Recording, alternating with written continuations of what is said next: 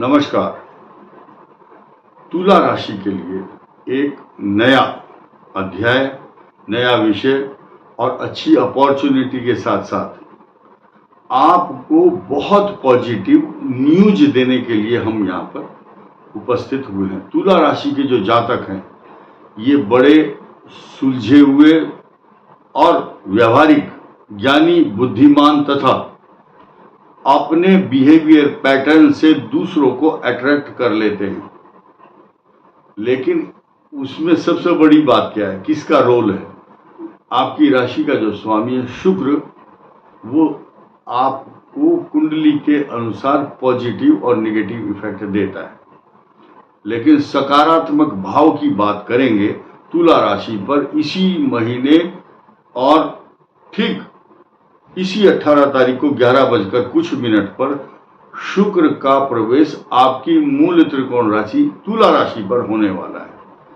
तो वैभवपूर्ण जीवन देने वाला, अच्छी कला, ज्ञान, सम्मान, अच्छे अच्छे आभूषणों से अलंकृत करने के लिए जाना जाता है शुक्र।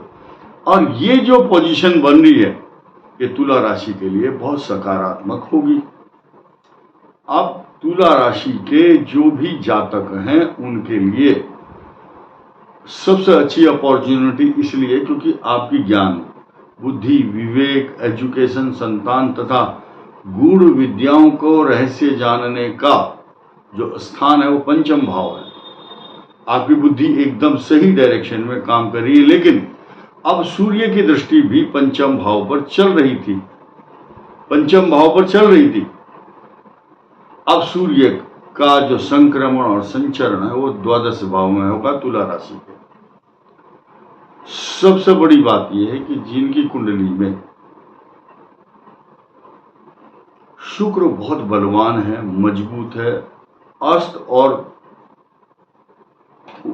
वक्री नहीं है, मालव्य योग बना करके बैठा हुआ है पहले से ही कुंडली के अंदर, तुला लग्न हो या तुला राशि हो, मालव्य योग का सबसे बड़ा फल जब मिलता है कुंडली में शुक्र मजबूत हो, या अब गोचर में जैसे कि इतने दिन तक तुला राशि में जब शुक्र होगा तो आपको अच्छे अच्छे शब्दों से लोग अलंकृत करेंगे तथा अच्छे गिफ्ट, अच्छा खान पान, अच्छा रहन सहन और लोगों के द्वारा आपको बहुत अच्छे अच्छे सुंदर वचन सुनने को मिलेंगे। बहुत अच्छे अच्छे साधुवाद और धन्यवाद और थैंक यू, कॉन्ग्रेचुलेशंस मिलती रहेंगी। साथ ही साथ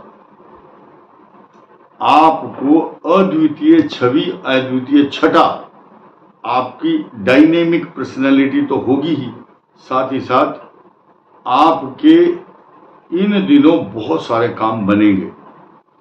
अच्छा परफ्यूम लगाने का शौक, अच्छे वस्त्र आभूषण पहनने का शौक रहेगा, अच्छे अच्छे जो बहुत महंगी वस्तुएं हैं उनका जो बाजार में बहुत महंगी मिलती है, खाने पीने की खाद्य सामग्री, वो आपको प्राप्त होगी। या उन दिनों उन वस्तुओं में सोना, चांदी, हीरा, मोती से लेकर के अच्छे खान पान, रहन सहन, अच्छे वस्त्र आभूषण तक आपका अनुराग उनके प्रति इतने दिन बना ही रहता है, क्योंकि विलासिता सामग्री और सांसारिक संसाधन, लग्जरियस चीजों को इकट्ठे करने का जो ड्यूरेशन है वो जब होता है जब शुक्र बहुत अच्छी पोजीशन में तुला राशि पर विचरण कर रहा होता है।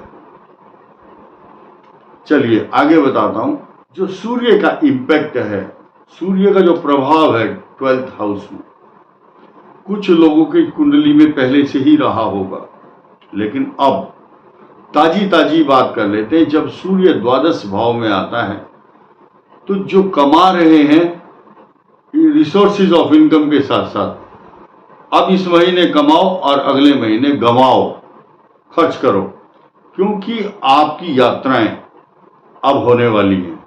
1-1.5 महीना क्या करेगा, सूर्य 12वें भाव में होता तो धन का खर्च अधिक,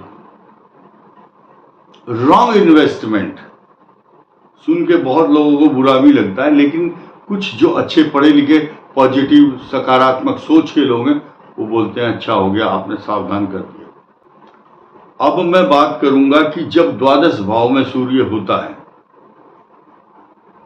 तो मनुष्य की दाहिनी आंख फड़कती है या बाईं आंख फड़कती है। यहां क्या होगा, सूर्य और केतु का मिलन होगा और खासतौर से 2-3 अक्टूबर जो समय होगा उस समय चंद्रमा कन्या राशि में होंगे।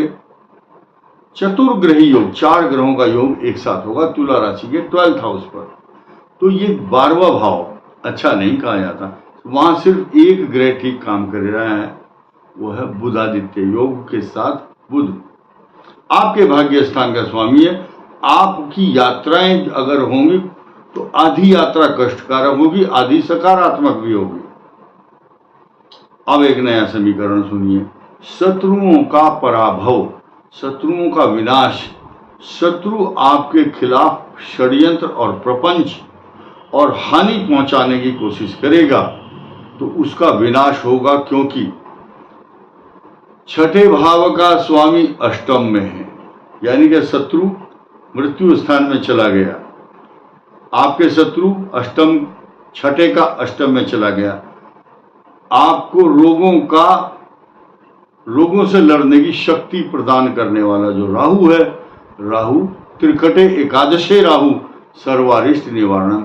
जितने भी राजा महाराजा और बलिष्ठ पराक्रमी बुद्धिमान जो लोग हुए हैं संसार में, जिन्होंने अपने बाहुबल से संसार को ये दिखाया गया है, जैसे सिकंदर हुआ, एक राजा था पौरुष पुरु, सिकंदर का और पौरुष का विवाद भी हुआ था।